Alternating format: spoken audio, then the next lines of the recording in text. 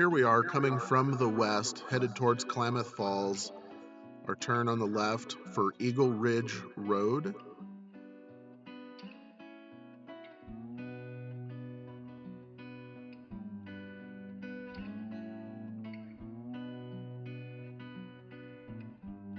Now let's take a look at it coming from the east, as if you were coming from Klamath Falls.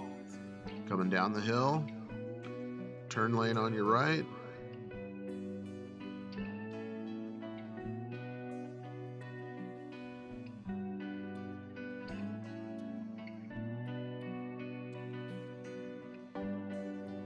And now we have about 4 miles of dirt road until we get to the camp.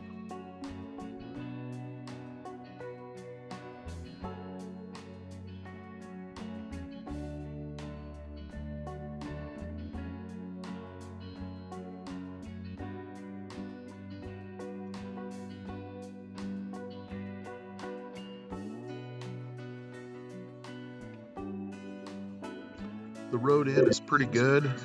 I'm doing 5-10 miles an hour. It's a little bumpy. The camp's coming up here on our left. 14-day camping. Picnic tables and a campfire ring at each main site. There's 2 on the left that go down to the water, and then there's 3 pull-ins on the right. Each one could at least double up on rigs. Trash can. Then there's plenty of room up here where people could park on the left or up in front. The hand pump well is decommissioned, but the concrete outhouse here is in service. There's a boat ramp and a little dock to the left. We come back up to the road, but let's take a drive-by. This is just a view out the window driving by the camp area we just drove through. And as we continue on past the main camp, there's now this little road. It says no big vehicles beyond this point, but a 24-foot motorhome should have no trouble, although you do have to go all the way to the end to turn around. Here's one spot about less than a quarter mile away from the main camp where a couple of vehicles can pull off next to the lake and camp. There's a campfire ring there. I see people camping in there. There's little camp spots like this about every 1/10 or quarter of a mile. Now when we get down here, we're about 1.5 miles from the main camp and the road forks. If you go to the right, it's just a little steep, but it goes up to a large gravel pad that's kind of overgrown. I think there used to be some sort of resort or lodge or something up here.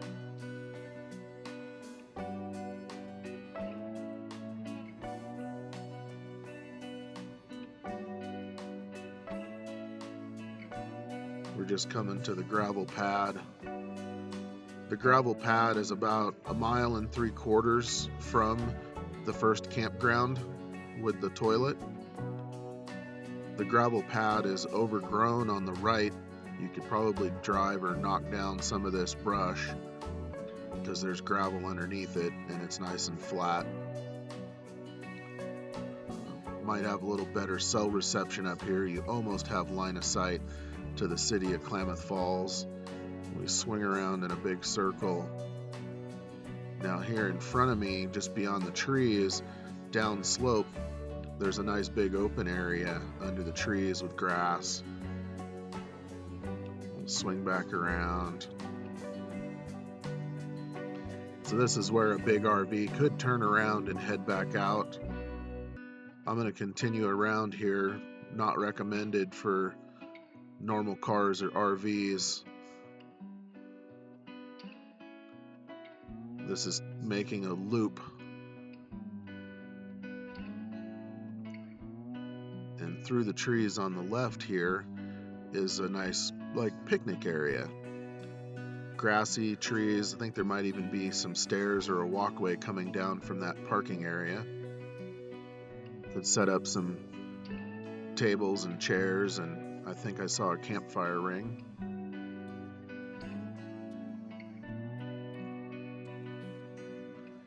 This section of road that I'm on is for, you don't need four-wheel drive, but definitely high clearance and not afraid to scratch the paint.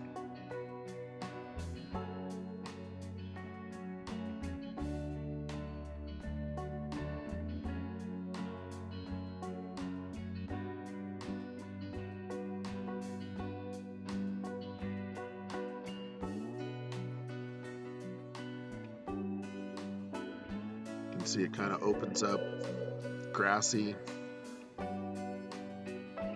There's that clearing extending a little bit more. Looks like you could even get a car in there to park and camp.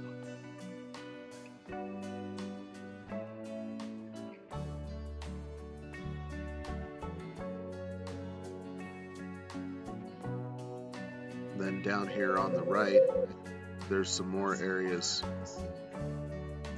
where you could get a truck or two into camp.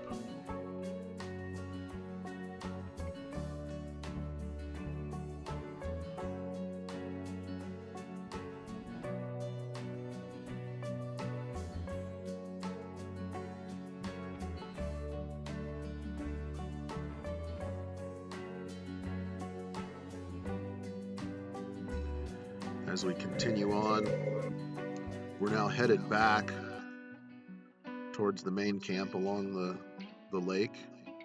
Again, it's 1.75 miles from this point back to the official campground. I'll see if I can point out another couple of camp spots along the edge of the lake on the way out.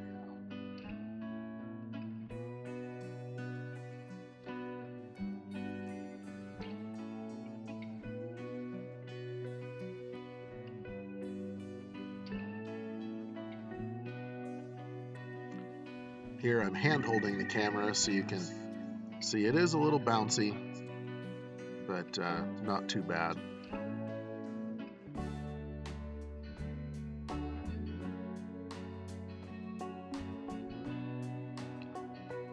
Here's another pull-out campfire ring, space for a couple of vehicles to park right on the lake shore.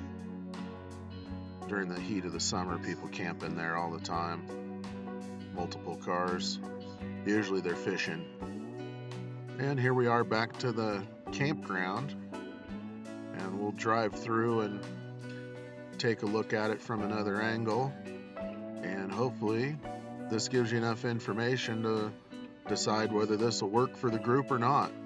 I suspect it's probably too spread out and too rugged, but it's a nice place right on the water.